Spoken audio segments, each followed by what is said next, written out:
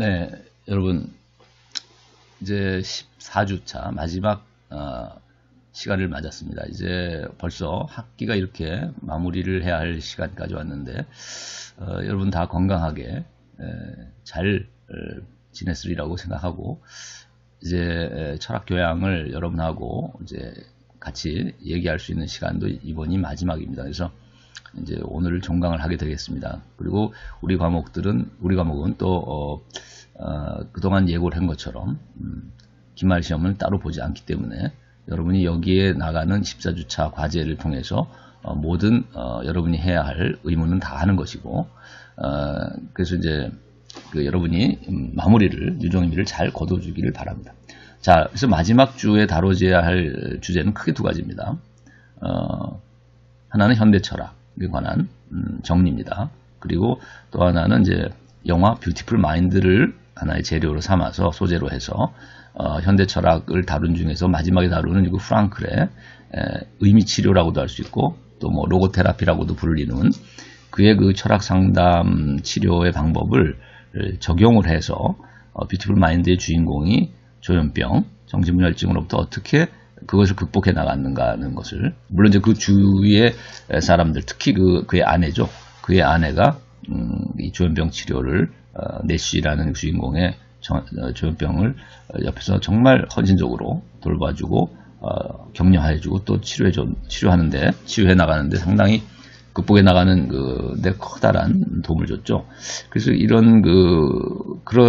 도움을 줄 때 사실 의학자도 아니고 정신과 의사도 아니었던 아내나 또 내시 자신이 어떻게 해서 이것을 그러면 극복해 나갈 수 있었을까 했을 때, 이 병을 우리가 철학 상담의 방법, 특히 로고테라피라고 하는 그 실존 철학을 도입해서 이제 정신분석과 결합했던 이 프랑클의 로고테라피라고 하는 그 의미 치료의 방법을 통해서 그가 무의미하고 자포자기할 수밖에 없었던 그의 삶으로부터 의미를 발견하고, 또 그래서 삶의 의미를, 진정한 의미를 찾으면서 회복해 나갔다, 극복해 나갔다라고도 볼 수 있겠죠. 그래서 그 방법론이라고 할 수 있는 그것을 오늘 이제 다루고자 하니까, 여러분이 그 방법론들을 한번 생각해보고, 세 가지의 방법을 어떻게 여기 이 사람이 자신의 조현병을 극복해 나가는데 이 세 가지 방법이 어떻게 적용됐을까 한번 곰곰이 성찰해 본다면 여러분이 충분히 질문에 대한 답을 또 할 수 있을 것 같아요.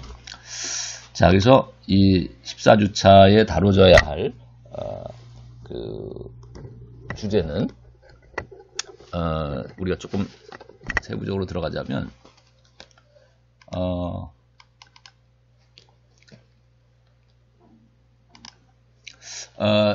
첫째는 이제 현대 철학을 정리하는 것이죠. 그래서 그 프로이트, 키르케고르, 하이데거, 그리고 프랑클까지 이렇게 한 네 사람을 다루고 있어요. 우리가 이제 지난 시간에 철학의 향기라는 교재 1편 1부 2장의 4절로 모든 것이 이제 다 다뤄졌어요. 그래서 여러분에게 자료실에 올려줬던 철학의 향기 부분은 다 다뤘고 정리를 했고, 오늘 이 현대 철학 부분은 이 네 사람의 철학자들은 어디에 나오는 내용이냐면 현대 사회와 철학 상담이라고 하는, 또 여러분 자료실에 올려놨던 그 교재의 3부에 해당하는 것의 마지막 챕터들, 네 가지 챕터에 해당하는 것입니다. 그래서 여러분이 3부에 보면 철학 상담의 역사라고 해서 다뤄지고 있는 것이 바로 맨 뒤에 부분이 이제 프로이트, 키르케고르, 하이데거, 프랑클입니다. 그래서 이 철학자들은, 우리가 이제 프로이트는 여러분이 잘 알다시피 오늘날 현대 심리학을 열어놓은 정신분석의 대가죠. 그 원류고 아버지고 정신분석의. 그다음에 키르케고르는 또 오늘날 현대 철학의 를 열어놓은 아주 중요한 실존 철학이라는 이유파의 아버지라고 볼 수 있겠죠. 현대적인 의미에서의 아버지.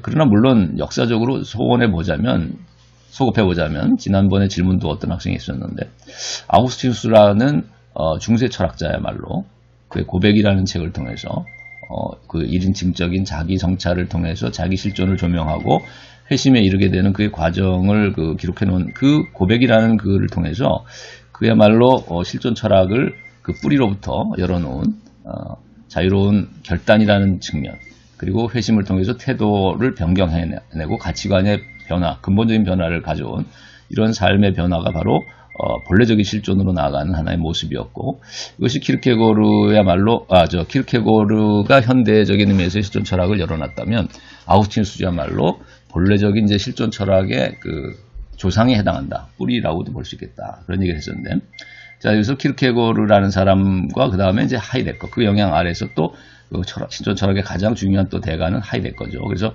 하이데거 철학을 또 좀 정리하고, 그 다음에 이런 프로이드나 키르케고르, 하이데거라고 하는 이런 정신분석과 실존 철학이라는 이 유파들을 남대로 종합을 하면서 프랑클은 자신의 이제 로고 테라피라고 하는 방법론을 또 만들어내죠. 그래서 철학 상담 분야를 열어놨는데, 이것을 이제 프랑클은 하이데거가 말하는 이제 그 실존 분석이라는 표현을 자기도 받아들여서 우리가 뭐 야스퍼스 같은 철학자는 이제 실존 조명이라는 말을 썼는데, 하이데거는 이제 현존재 분석이라는 말도 많이 사용하죠. 그래서 이런 실존 분석이라고 자기 철학을 또 얘기하기도 해요, 프랑클은. 그것은 하이데거의 영향을 보여주는 것이고, 또 프로이트의 정신 분석이라는 말에도 이제 그 정신 분석이라는 표현이 나오죠. 분석이라는 말이. 하이데거는 이제 현존재 분석이라는 말을 또 쓰기도 하고. 자, 그래서 아무튼 프랑클이 자신의 철학을 이제 실존 분석이라고 얘기했을 때 하이데거의 영향, 그 다음에 프로이트의 영향을 또 볼 수 있고, 그래서 프랑클을 우리 보통 이제 그 정신분석에서는, 심리학에서는 정신분석의 제3세대라고 얘기합니다.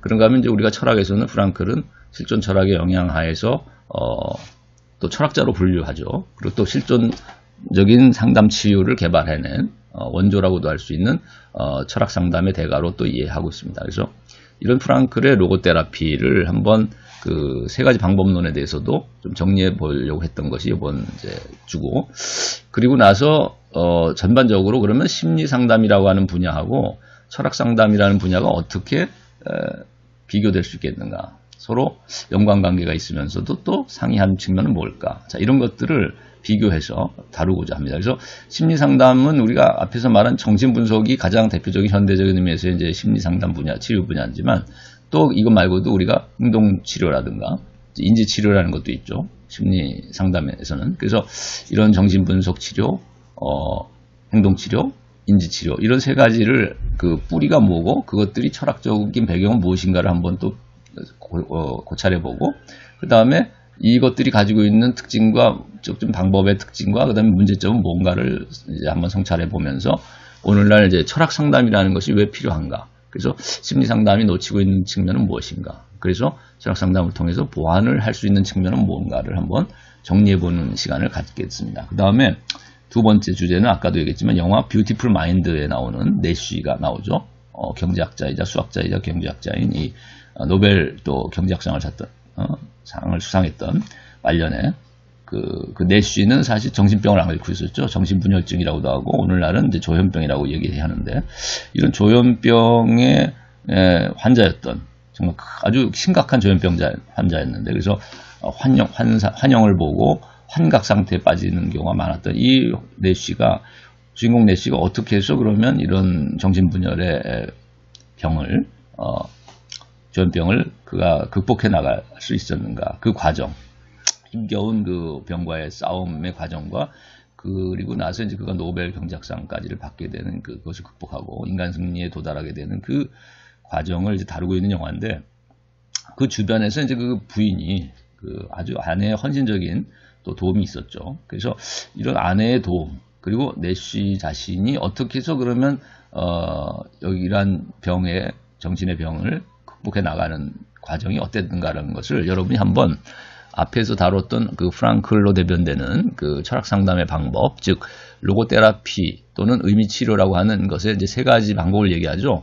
그래서 역설지향, 탈성찰, 그 다음에 태도 변경, 크게 세 가지를 얘기할 것인데 이제 뒤에서 자세히 다룹니다.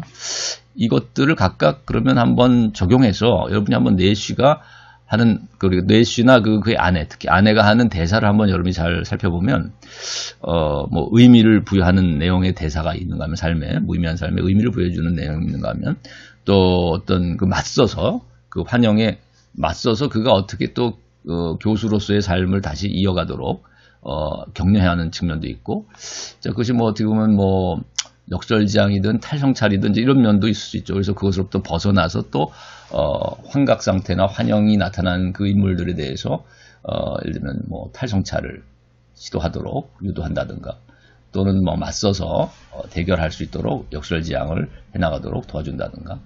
그리고 근본적으로 그래서 자포자기하고 좌절하는 그런 삶의 태도로부터 변화해서, 그래서 자기 삶을 저주하고 무의미하다라고 여겨지는 그런 태도로부터 어떻게 이제 진정한 의미를 부여하고 의미 있는 삶으로 그걸 극복해 나가도록 이제 또 도와주는, 자, 이런 이제 태도 변경을 유도하는, 그래서 태도 변경에 이르는, 자, 이런 것들이야말로 사실 가장 중요한 치료의 어떤 그 포인트인 것 같아요.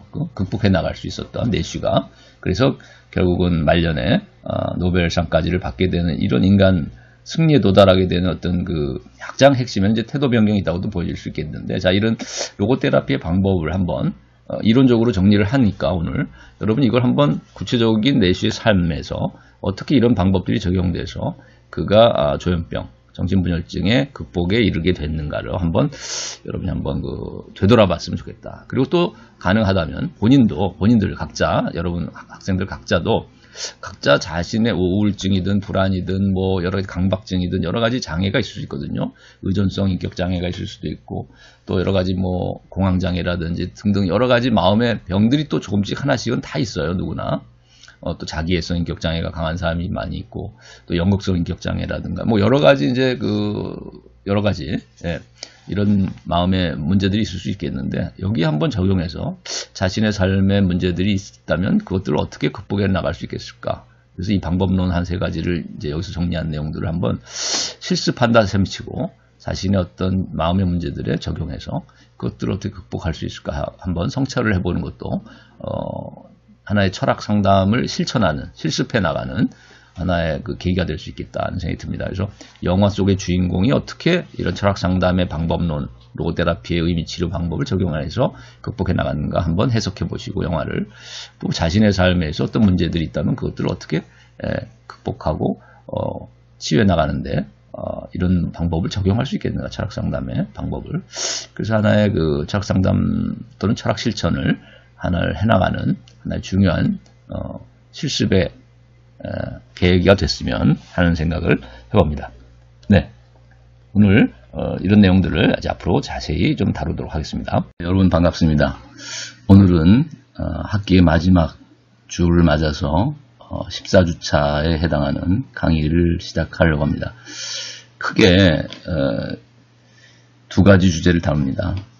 프로이드와 프랑클이라는 우리가 정신분석을 대표하는 심리학자이자 또 철학 분야에서도 중요하게 여겨지고 있는 프로이트, 그리고 프랑클이라고 하는 이제 정신분석 학파로서는 제3세대라고도 하고, 또 철학 상담 분야를 현대적인 의미에서는 시작을 한 말하자면 원조가 될 수 있는 그런 중요한 철학 상담 치유 분야에서도 중요한 그런 정신과 의사이기도 하고 철학자이기도 하죠.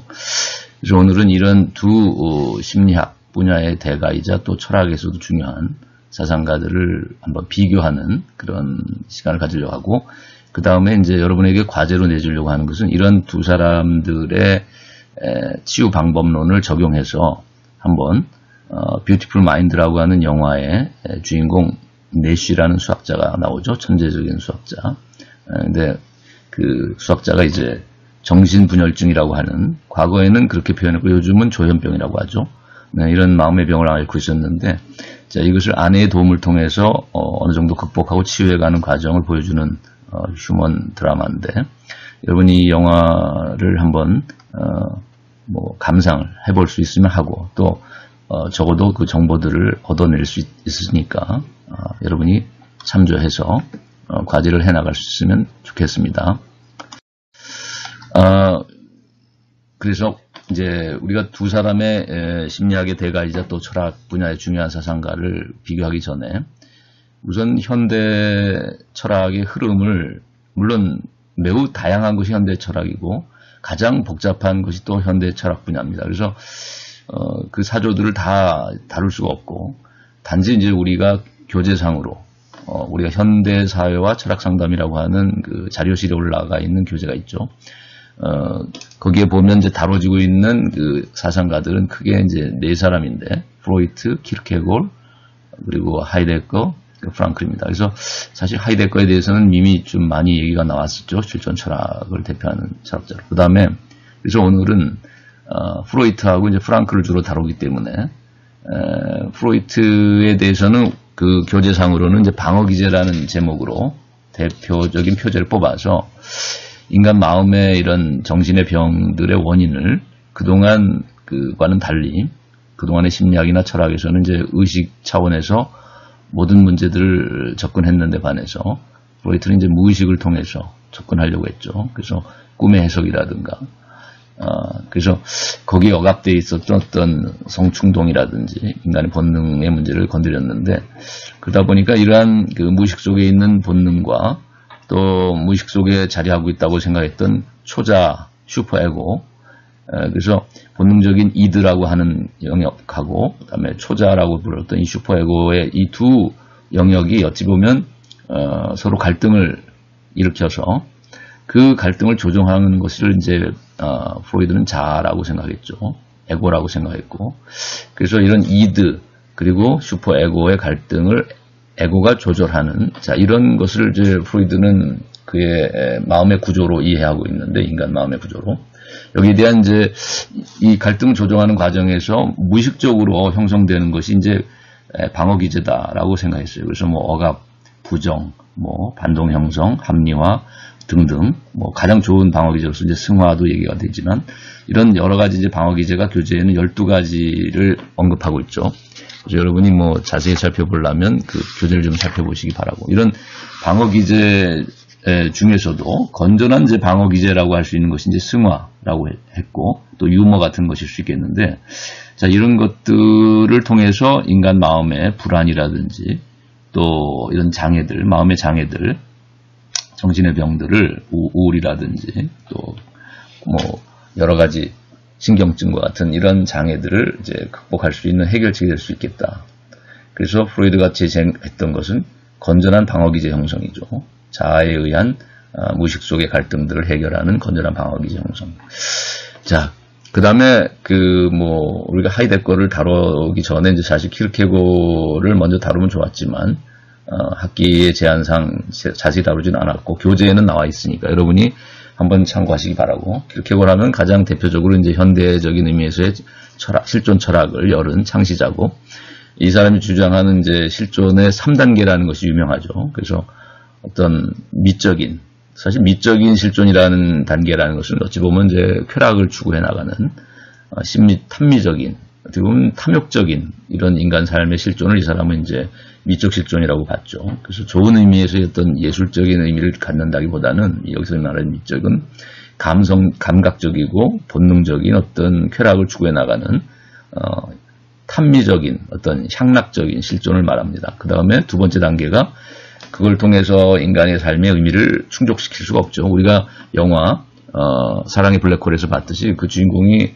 반복되는 그 하루가 이제 지겹고 권태롭다 보니까 이제 일탈을 하고 쾌락을 추구해 나가고 탐욕적인 자기의 어떤 심지어는 범죄도 저질러 보고 그래서 마지막에 그러나 자살하고 마는 이런 또 모습도 보여지는데 자 이런 것들이 사실 탐욕적 실존 키르케고르이 말했던 이런 미적 실존의 어떤 한계라고 볼 수 있는 거죠. 그래서 쾌락 추구의 삶이라는 것이 결코 인간의 궁극적인 의미나 가치를 거기서 발견하고 실현해 날 수 있는 자아를 실현해내는 어떤 궁극적인 그런 방법이 될 수 없다는 것을 이제 깨닫게 되는 것이죠.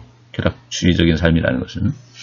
그래서 거기에 절망할 수밖에 없고 이러한 불만족은 결국은 이제 양심에 따르는 이것이냐 저것이냐라는 두 가지 갈래길을 선택하는 이런 양심적인 삶으로 나갈 수밖에 없는 도덕적인 실존으로 나갈 수밖에 없다는 것이 이제 키르케고르의 생각입니다. 그런데 이제 이런 이것도 저것도 아무것도 좋다라고 하면서 쾌락만을 추구했던 이 쾌락주의자가 그 실존으로부터 벗어나서 결국은 이제 도덕적인 선이냐 악이냐라는 이것이냐 저것이냐를 선택하는 자, 이런 갈림길에서는 선택의 자유를 실현해 나가는 이런 도덕적인 실존으로 도약해 나가지만 그러나 그것도 키르케고르이 볼 때는 궁극적으로는 완전한 도덕적인 삶을 살 수는 없기 때문에 누구도 거기에서 오는 어떤 또 절망을 느끼게 된다는 거죠. 그래서 우리가 한용운 시인도 사실 양심적인 사람이었지만 우리가 또 가장 유명한 그 시인이 있죠. 네, 그 윤동주 시인의 그 하늘을 우러 한 점 부끄러 먹기를 잎새 있는 바람에도 나는 괴로워했다. 이 유명한 시가 있는데 그 시인이 노래했듯이 사실 하늘을 우러 한 점 부끄럼 없는 삶을 살고자 하는 것이 아마 도덕적인 실존이 추구하는 바일 것입니다. 그런데 그 누구도 사실 하늘을 우러 한 점 부끄럼 없다고 말해줄 수 있는 사람은 아무도 없다는 것이죠. 심지어 아마 그 윤동주 시인같이 순수한 삶을 살았던 양심적인 그 시인도 하늘으로 한 점 부끄럼 없기를 괴로워했다는 것이죠. 잎새 있는 바람에. 그러니까 정말 거짓말 한 번 안 하고 다른 사람의 그 입장이 돼서 항상 자신의 욕구만을 충족시키는 것이라기보다는 정말 다른 사람을 배려하는 삶만을 살 수 있었던 사람은 아무도 없었다고 볼 수 있고, 그렇다면은 칸트가 말했듯이 나의 자유와 타자의 자유가 공존할 수 있는 질서, 또 타인의 인격을 수단으로만 대하지 않고 목적으로도 대하는 그런 태도로만 매일 매순간을 살 수 있는 사람은 사실은 없는 것이죠. 그러니까 키르케고르이 말하기를 이런 도덕적 실존은 사실 쾌락주의자의 실존과는 또 다른 의미에서 더욱 깊은 절망을 안겨준다는 거죠. 왜냐하면 이미 도덕적인 삶을 선택한 사람은 매우 고결한 성품을 갖고 이제 인품을 한 단계 업그레이드된 그런 인품으로 살아가는 사람일 텐데, 그런 성품과 성격과 인격을 가진 사람이 그 완벽을 추구해 나가는 그런 선한 삶을 지향해 나갔을 때 하늘으로 한 점 부끄러움 없는 짓을 한 번이라도 할 경우 정말 크고 깊은 절망을 느끼게 된다는 거예요.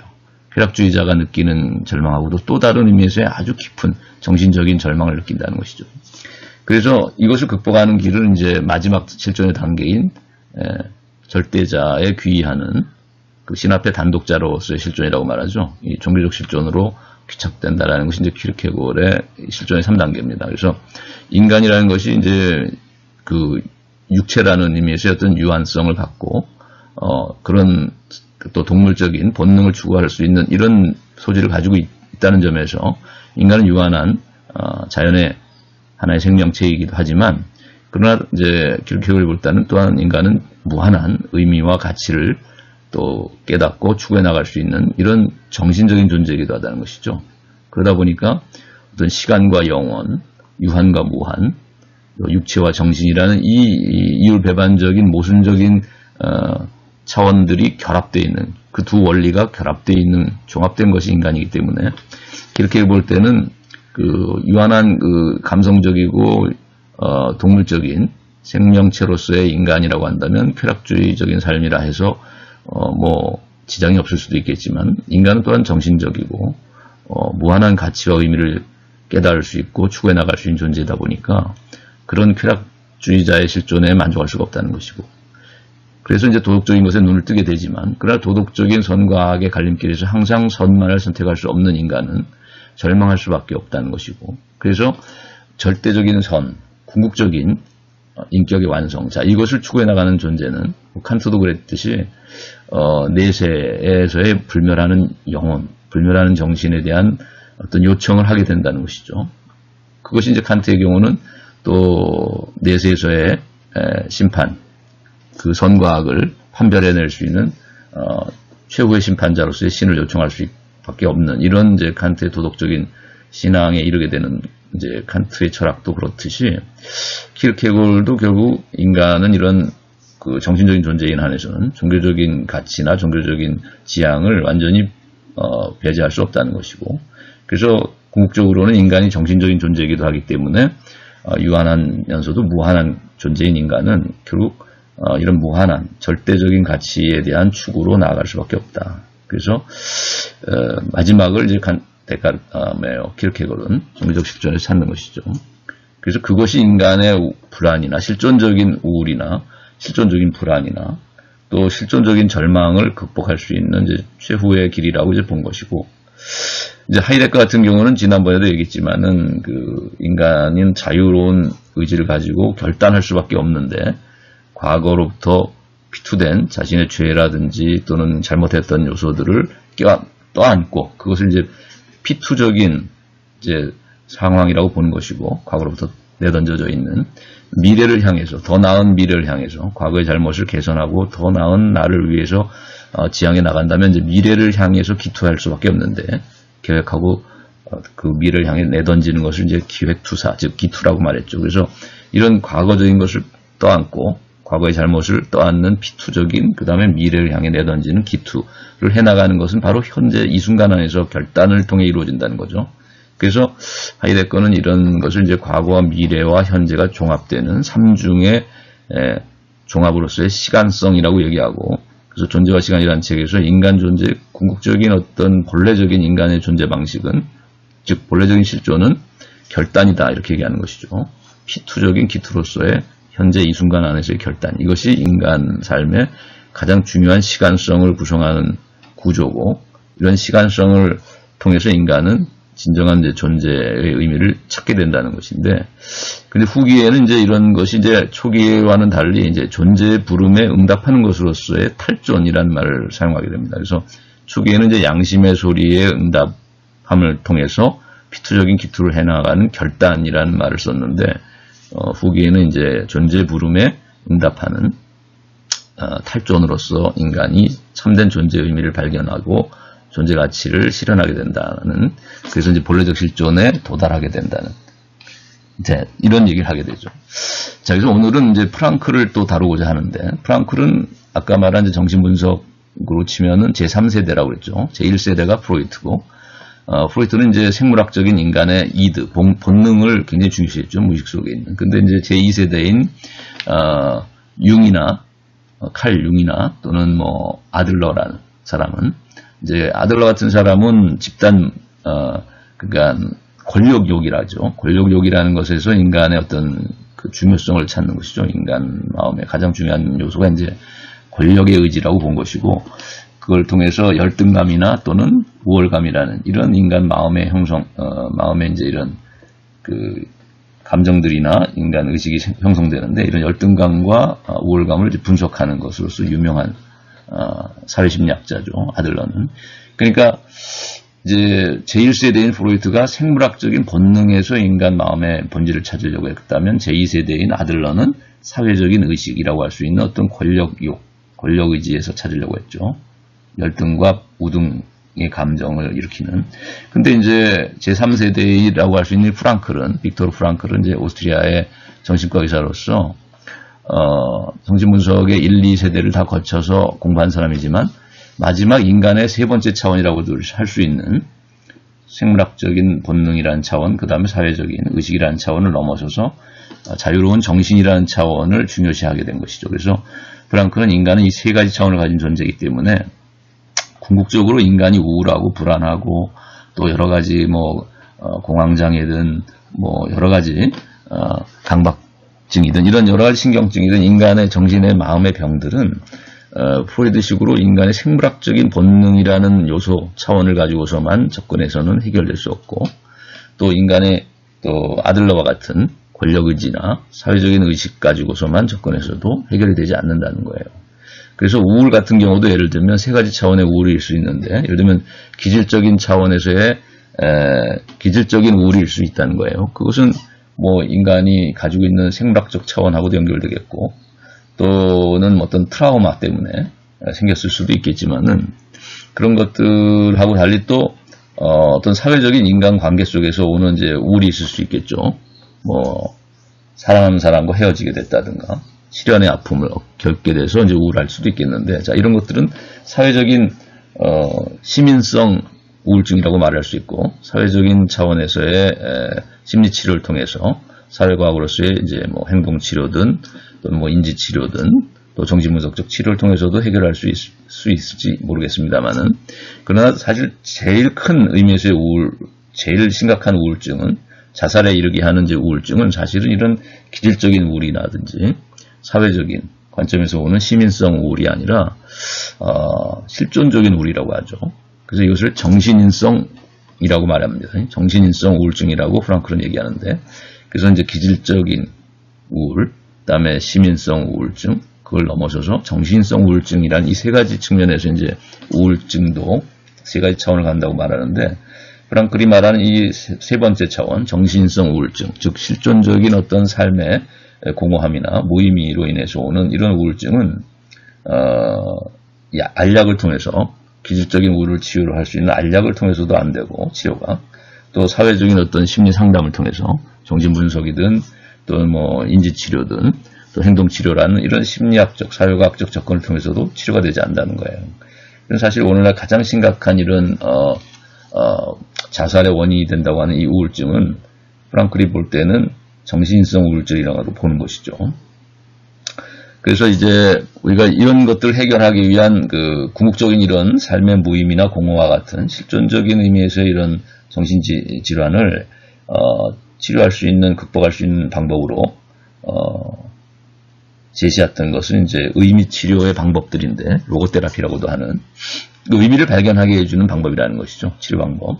이제 그것은 어떤 고통의 상황이나 어떤 마음의 병이라는 이런, 또는 뭐 절망적인 인간의 이런 죽음이든 공포든 인간의 이런 절망적이고 고통스러운 상황으로부터 역설지향이라든가 또는 탈성찰과 같은, 궁극적으로는 이제 태도의 변경을 요구하는 것이죠. 그래서 태도 변경이라는 이 방법을 통해서 가치관의 변화가 이루어져야 된다는 것이죠. 예를 들면 뭐 항상 우울한 사람이 있을 수 있는데, 또 실존적인 공허함을 느끼고 살아가는 사람이 있을 수 있는데, 어떤 것으로도 채워지지 않는다는 거예요. 그것은 예를 들면 뭐 사회적인 뭐 돈벌이를 통해서든 뭐 직업을 통해서든 또는 뭐 취미를 통해서든 사회적인 또 인간과학 교제를 통해서든 또는 뭐 연애를 통해서든 어떤 것을 통해서도 물질적인 어떤 음식을 먹거나 뭐 쇼핑을 하거나 물질적인 소유를 통해서도 어떤 것으로도 채워질 수 없는 어떤 실존적인 공허를 느끼는 사람이 있을 수 있는데, 이런 사람은 결국 이제 자살이라는 것에 향해 갈 수 있는 사람이게 되겠죠. 이런 사람들은. 근데 이런 실존적인 공허를 극복할 수 있기 위해서는 궁극적으로는 이런 부정적이고 근본적인 이런 염세적인 가치관으로부터 긍정적인 삶을 긍정하는 태도로 바뀌어야 되는데, 자, 이런 것들이 바로 이제 태도 변경이라고 말할 수 있겠죠. 결국 가치관의 변화, 인생관의 변화, 세계관의 변화가 요구된다는 것이죠. 자, 이런 것들은 사실 어떤 행동치료나 사회과학에서 다루는 인지치료나 또는 정신분석을 통해서도 쉽게 이렇게 치료되기가 어려운 것이죠. 이것이 이제 프랑클이 말한 이제 의미치료이자 로고테라피를 통해서 이루어져야 한다로 가는 이제 태도 변경이라는 의미에서의 이제 치료 방법입니다. 자, 그래서 이런 문제들은 어떤 인간관을 전제하고 있고 프랑클이 또 어떤 방법을 제시하고 있는가 하는 것은 좀 이따 다음에 이제 다루게 합시다. 네, 이제 프로이드의 정신분석에 관해서 앞에 간단한 얘기를 했는데, 이 그림을 보면서 도식적인 그림이 나와 있으니까 이것을 보면서 프로이트 정신분석의 배경이 되는 철학적인 어떤 사상, 그리고 프로이트 정신분석이 다루고 있는 인간 마음의 구조를 좀 이제 그림을 통해서 설명하려고 합니다. 우선 보면은 이 플라톤부터 시작해서 고대 철학 사상의 영향을 프로이트가 받았다고 자기 자신이 스스로 우리가 교재를 보면은 언급을 하고 있죠. 우리가 프로이트의 책에 보면은 우리 교재상으로는 184페이지인데 제가 참고 자료에 냈던 것은 페이지가 좀 다릅니다. 책으로 출판된 것을 봤을 때 그렇고, 그래서 여러분이 프로이트 항목을, 프로이트의 방어기제라고 하는 이제 철학 상담의 역사 9장을 보면은 프로이트의 방어기제를 다루고 있는데, 거기에 한 장을 넘기면은 나와 있는 내용입니다. 그래서 철학자 플라톤의 에로스는 그 기원과 기능 그리고 성적 사랑에 대한 관계에서 볼 때 정신분석에서 말하는 사랑의 힘, 리비도와 정확히 일치한다. 이게 프로이트가 쓴 표현인데 그대로. 그래서 플라톤의 이 에로스라고 하는 리비도하고 이제 연결고리를 갖는 근원을 플라톤 철학에서 찾았다는 것이죠. 근데 우리가 왜 큰 세계관을 가지고 또 보자면은 플라톤이 이제 왜 동굴 밖 세계와 동굴 안의 세계를 구별했잖아요. 그래서 우리가 이제 플라톤이 생각한 이 동굴 안의 세계를 프로이트식으로 보자면 인간 마음의 세계 안에서 찾자면은 인간 안에 있는 어떤 리비도, 이 무의식의 영역 안에 있는 이 이드, 그리고 슈퍼에고, 이 두 가지가 무의식 속을 구성한다고 생각했거든요. 여기 보면은 이 수면 아래가 이제 무의식이잖아요. 그래서 이 가장 크게 이 뭐 슈퍼에고를 그려놨고, 여기 이제 검게 보이는 약간 갈색으로 보이는 데가 이제 이드라는 말은 원래 그것이라는 뜻입니다. 영어로는 이제 it이라는 의미죠. 라틴어로 이드는. 그래서 그놈, 뭐 그것. 근데 이게 본능적인 어떤 충동을 의미하는 것이죠. 그래서 초기에는 이것이 이제 어떤 생존의 본능, 충동, 그리고 또 하나는 이제 성적 충동. 이것을 이제 이드라고 생각했는데, 후기에는 프로이트가 이거를 둘로 어떻게 이야기하냐면, 이제 리비도,